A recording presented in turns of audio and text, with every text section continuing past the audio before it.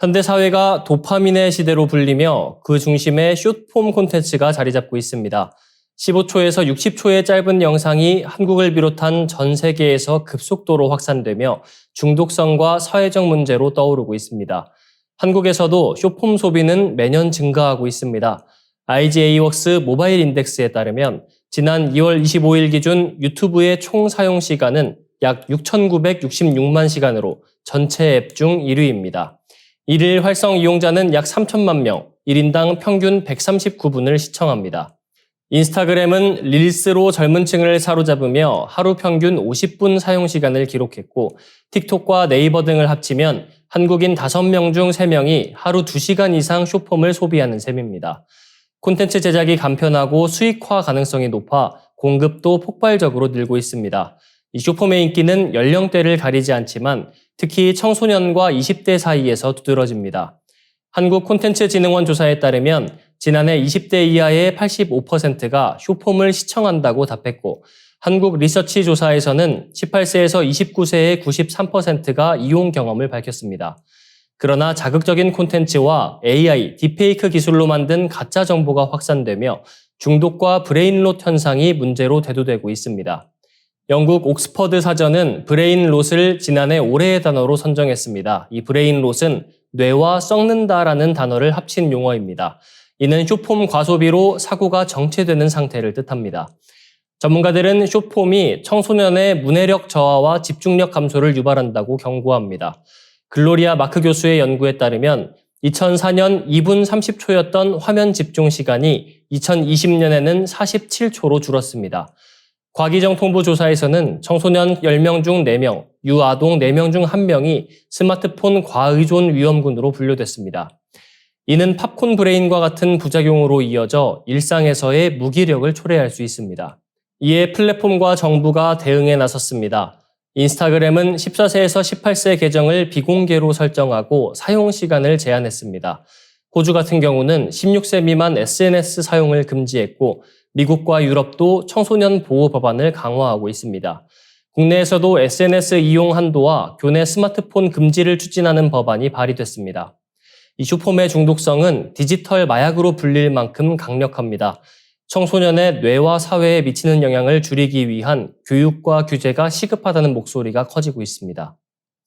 한국의 치열한 영유아 사교육 실태가 외신을 통해 조명되면서 저출산의 또 다른 원인으로 지적되고 있습니다. 영국의 유력 경제지 파이낸셜 타임스는 6세 미만 영유아의 절반을 학원으로 내모는 한국의 치열한 학업 경쟁이라는 제목의 기사를 통해 한국 사교육 문화의 단면을 소개했습니다. 보도에 따르면 한국교육부와 통계청이 발표한 2024년 초중고 사교육비 조사 결과 만 6세 미만 영유아의 사교육 참여율은 무려 47.6%에 달했습니다. 특히 만 5세의 경우 10명 중 8명, 즉 81.2%가 사교육을 받고 있는 것으로 나타났습니다. 이들은 주당 평균 5.6시간을 학원 등에서 보내며 월 평균 33만 2천 원의 비용을 지출했습니다. 특히 영어 유치원이라 불리는 유아 영어 학원의 경우 평균 월 비용이 154만 5천 원에 이르렀습니다. 파이낸셜 타임스는 한국의 학원을 영어, 수학, 과학, 글쓰기 등을 가르치는 곳이자 매우 거대한 산업이라 표현하며 부모들이 자녀를 인류대학과 대기업으로 보내기 위해 학원에 의존하고 있다고 분석했습니다. 이처럼 학업 경쟁은 조기화되고 있으며 이로 인해 4세 고시, 7세 고시라는 표현까지 등장하고 있습니다.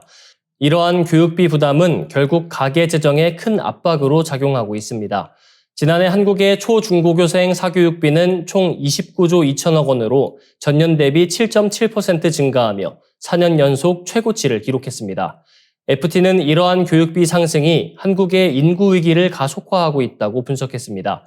한국의 2023년 합계 출산율은 0.75명으로 OECD 평균인 1.51명의 절반에 불과합니다. OECD 회원국 가운데 출산율이 1명 미만인 나라는 한국이 유일합니다.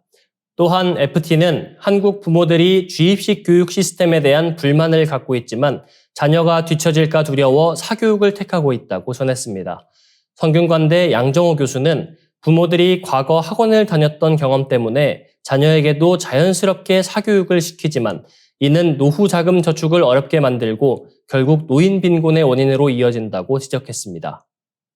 멕시코 전역에서 실종자들을 추모하고 진상규명을 촉구하는 대규모 시위가 벌어졌습니다.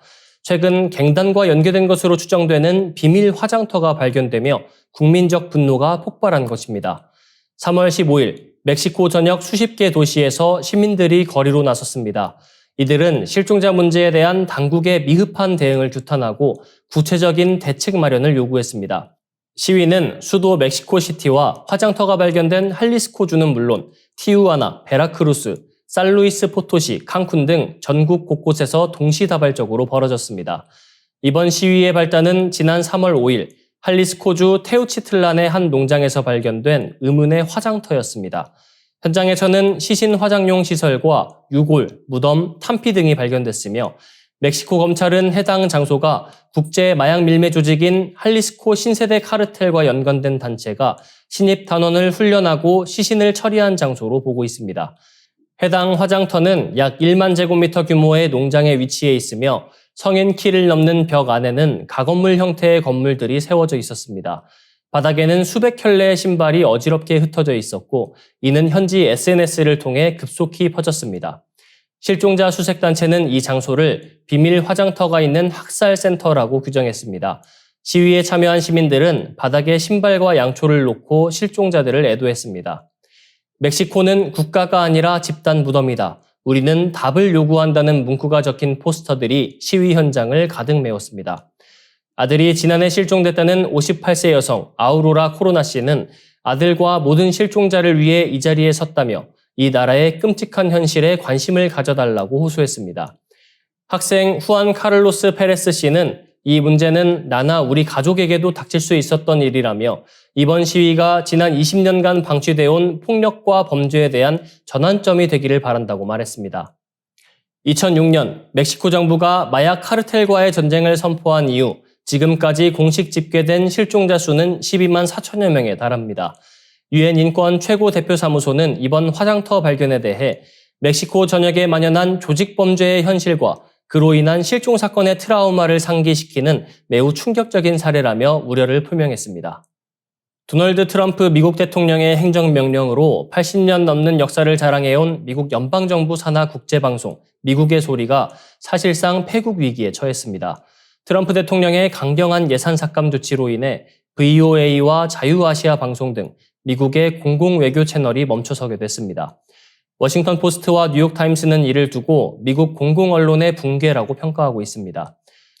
트럼프 대통령은 지난 14일 미국 연방정부 산하 7개 기관에 구조조정을 담은 행정명령에 서명했습니다.